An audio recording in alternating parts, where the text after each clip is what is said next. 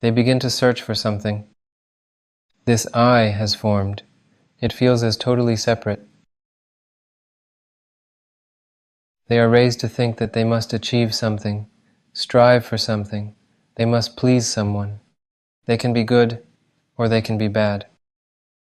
They are punished, scolded, and thus the I is formed, which strives to find itself, to prove something, to be someone, to please someone. Unconsciously, every human manifestation is formed this way.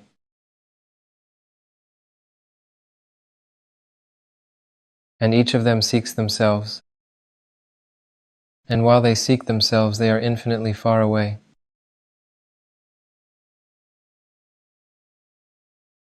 For it is impossible to find, just as it is impossible to describe. But it happens. You must be it. It always exists by itself.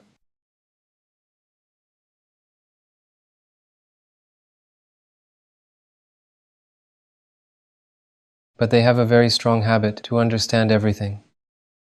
To search is just how they are accelerated. They don't know how to be present differently, how to be differently.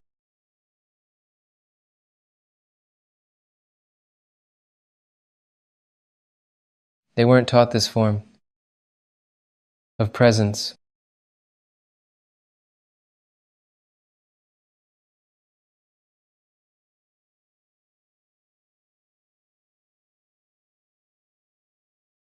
And so, the sincere among the seekers will be able to slow down. They will certainly slow down enough to notice something. They will start distinguishing. They will see that they are not this name, and not this knowledge. They paid attention to that. How old are you? 10, 20, 30, 40, 50, 60, 70. Genu sincerely see that you consider yourself that which you paid attention to. And based on this knowledge, you perceive, both you and all around. But what is happening? This has a much greater age than your knowledge. And it is beyond knowledge. It exists before knowledge even arose. The mind is accelerated, it constantly clings to thoughts. They change. Poof. Mind equals attention. Constant attention. The mind. It clings to some thought. It changed. Feeling changed. Person changed. Money changed. And it all changes infinitely now. For any form, if you latch onto a phenomenon, it will change and leave, inevitably. So, mind speeds up, because it always clings to an illusion. But there is a true nature, so to speak, that from which, and in which, all existence arises, persists, and dissolves, yet it is invisible. Knowledge and experience exist. The personality views it as, if I cannot touch it, then it does not exist. If I can't smell it, then it doesn't exist. The same if I can't see it. There is this kind of perception. Really, reality is considered to be what can be seen, touched, sensed. Yet they remain completely unaware that what they can see, touch, sense, think, arises from something that has existed prior to all of that. They can't grasp this mentally. It's beyond them. They need to shift. and draw attention out of the world of forms, desires, thoughts, and all of this into this emptiness and dwell in it. This is indeed the true nature. Yes, it is invisible. It is like this all-pervasive, invisible, colorless, inexpressible, absolute.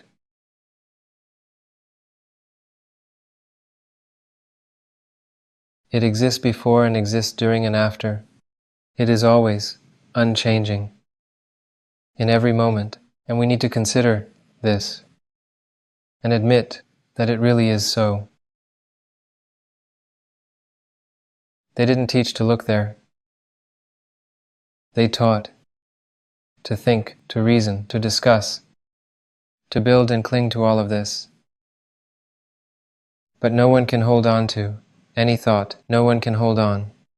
No sound can anyone hold on to. No one can hold on to their body. No one can hold on to their parents. No one can hold on to their children. No matter how much you earn, you won't be able to hold on to it. You won't be able to hold on to any of your properties and assets. No one is capable of holding anything. So why cling to this? The only unchanging thing is always here. And now, can you completely dwell in this?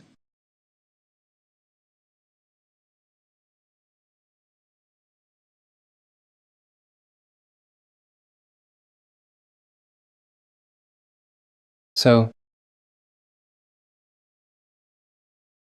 if you sit without effort and draw your attention from the past, from the future, from descriptions of the present, just draw it right here,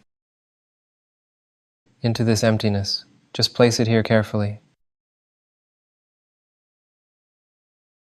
And let it be.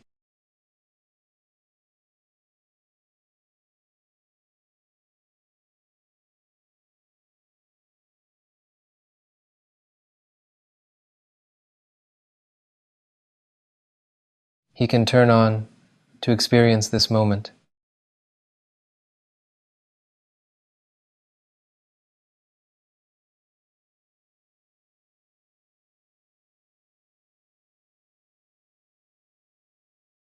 Experience this moment. He can ask, how will I know that in the experience of this moment? Do not answer him, leave him unanswered. When you bite into an orange, you know for sure that something is happening. What you've bitten is an orange. Something has bitten itself. It knows and needs no understanding. Someone is asking, can you suggest some practices? Someone is rushing forward. See this. They just can't hold themselves here right now. The mind functions like that. It needs to be in the next moment. Come on, faster, faster, live quickly. Vanish. People rush to live. And those who understand life will stop hurrying. Everything will pass very quickly when you are in a hurry.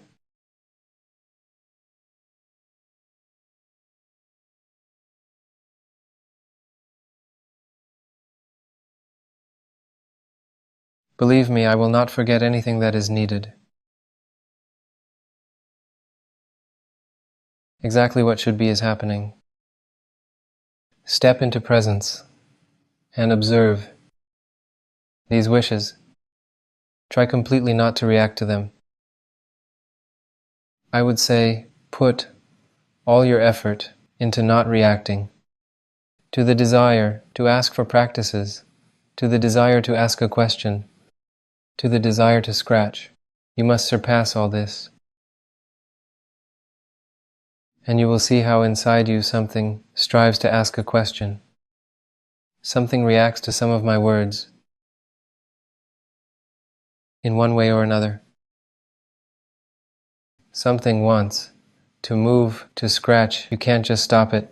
It just It creates, it tries to break free to discomfort and make you scratch, move, all of that.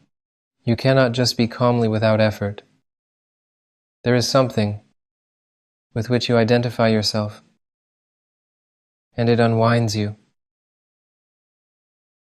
And you have to. You must consider it.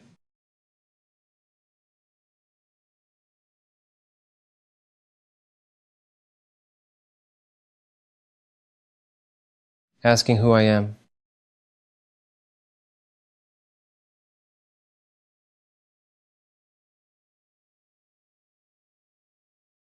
Being in presence, asking who I am, a sincere question, to figure out who I am. Sincere, and then this name arises. You see, I am the name. And it has vanished. It was just a thought. It is gone now.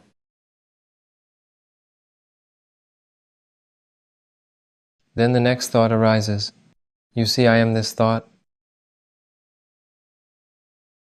And it's gone.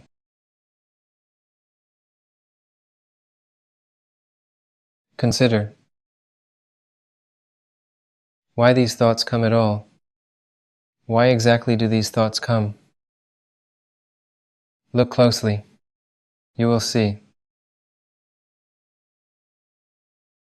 that these thoughts come for just only one simple reason. You previously paid attention to something, and it has now manifested in the form of thoughts and speech. It's the sole reason. What you paid attention to before, you did not choose. It just happened, like it is at this moment. It's being heard. No one chooses what they hear. They didn't even know they would hear. It's being heard.